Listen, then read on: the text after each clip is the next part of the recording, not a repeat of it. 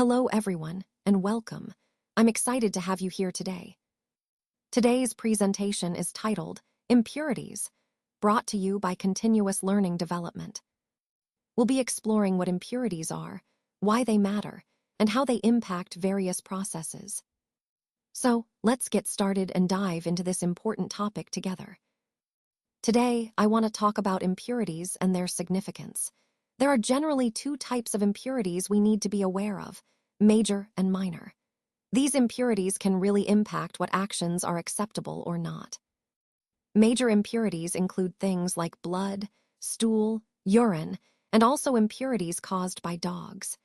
These are considered more serious and require stricter handling.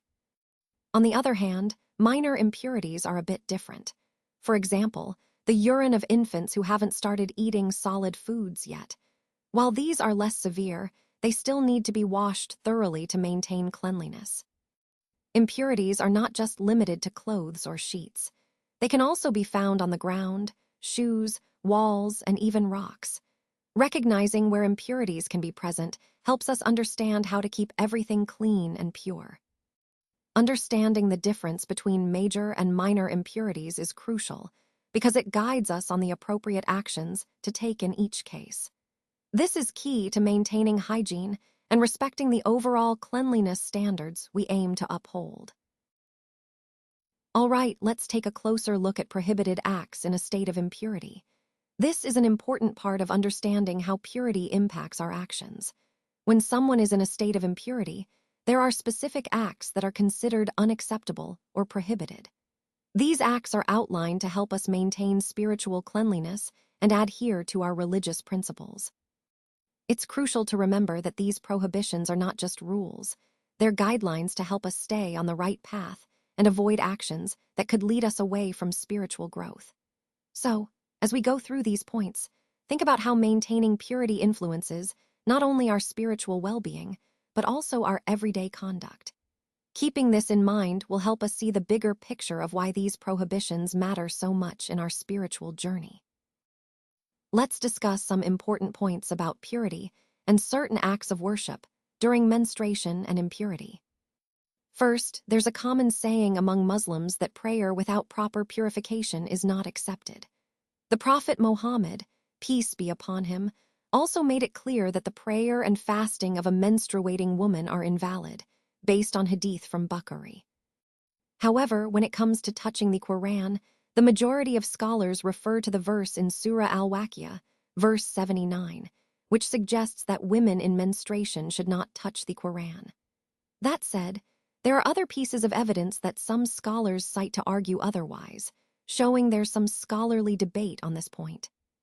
Performing tawaf, the circumambulation of the Kaaba, is considered a form of prayer.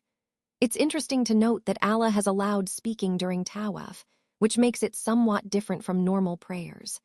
This demonstrates that certain acts of worship have specific rulings, but also have allowances to facilitate worship. Regarding reciting the Quran, scholars have different opinions. Some permit women to recite it orally during menstruation, while others restrict it due to a lack of definitive evidence. The key takeaway is that there's room for scholarly discussion here. As for touching the Quran, most scholars say it's forbidden during menstruation, but notable exceptions include Ibn Hazm and Abu Dawud, who permit it. Now, staying in the mosque during menstruation is generally allowed if one performs ablution afterward. The key point here is that being in a state of major impurity, like menstruation or sexual impurity, doesn't automatically mean you must leave the mosque, especially if you take the proper steps to purify. Finally, there are specific prohibitions during impurity, which are important to be aware of. These include restrictions on acts of worship that require purity, but it's also important to understand the context and the exceptions that allow for ongoing acts of worship during this time. All these points help us understand the balance between respecting Islamic guidelines and accommodating the natural human condition. Today, let's talk about the guidelines regarding touching the Quran. Malaki scholars emphasize that the Quran should only be touched by a teacher or a student for studying purposes. This highlights the respect and reverence that is traditionally given to the holy text. Shafi scholars, on the other hand, specify that one should not touch the Quran if they are in a state of impurity. This means that purity is a key requirement for handling the Quran in their view. Hanafi scholars allow touching the Quran with a cover if the person has minor impurity. So, as long as there's a cover, touching is permissible, which shows some flexibility based on the state of purity. And finally, Ahmed scholars also permit touching with a cover, emphasizing the importance of respect and cleanliness. Overall, these different perspectives reflect how various schools of thought prioritize purity, respect, and the proper handling of the Quran. Understanding these guidelines helps us appreciate the reverence and care that should accompany our interaction with the holy text. Let's take a closer look at this important point. The slide begins with a beautiful quote from the Quran, highlighting the reverence and purity associated with the scriptures. It says that the Quran is contained in scrolls that are highly honored, exalted, and purified, carried by noble and purified scribes. This sets the tone for understanding the concept of purity in relation to the Quran. Now, moving to the common misconception. Many believe that humans are not allowed to touch the Quran because of a verse in Surah Al-Waqiah, which states that none touch it except the purified. But what does this really mean? The word translated as purified here is al-muthhar. Some interpret this as referring to humans in a state of purity, but that's a misapplication.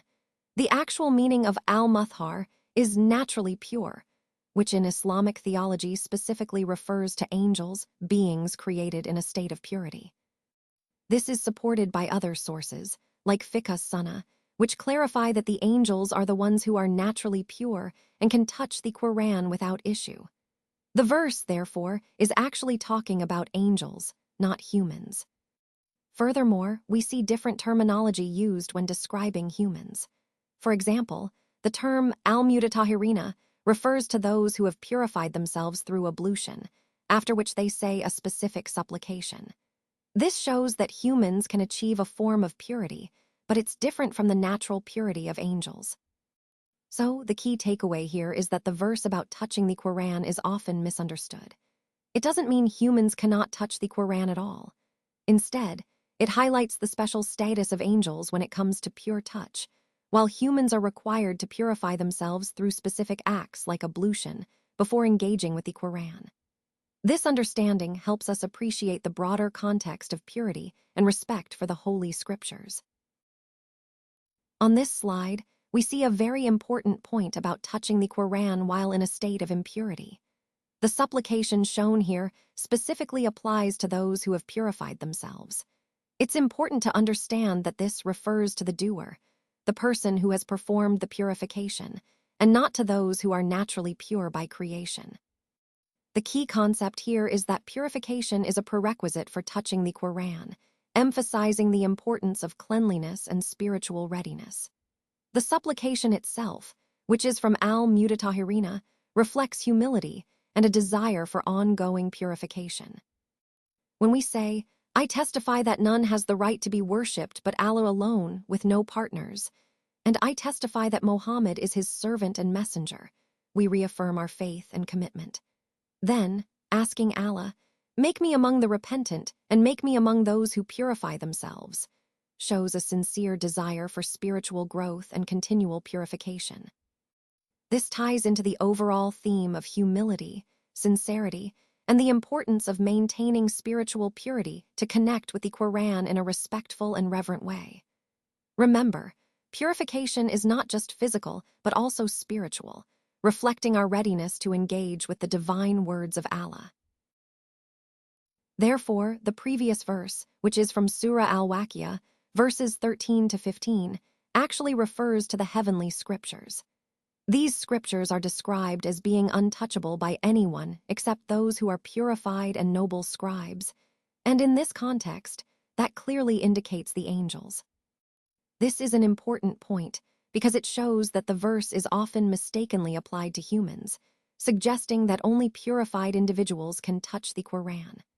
But if we look at the broader context, especially the verse read after performing ablution, where a person asks to be purified, it emphasizes that the verse from Al-Waqiah is not about humans touching the Quran, but about angels.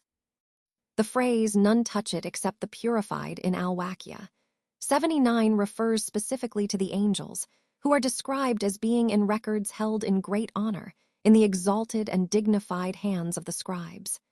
These scribes are the angels, who are inherently pure. So, can humans touch the Quran? Yes, but this verse is not meant to imply that solely purified humans are allowed to touch it. Instead, it highlights the special status of angels in recording and guarding the divine scriptures, and it underscores the importance of purity in a spiritual sense.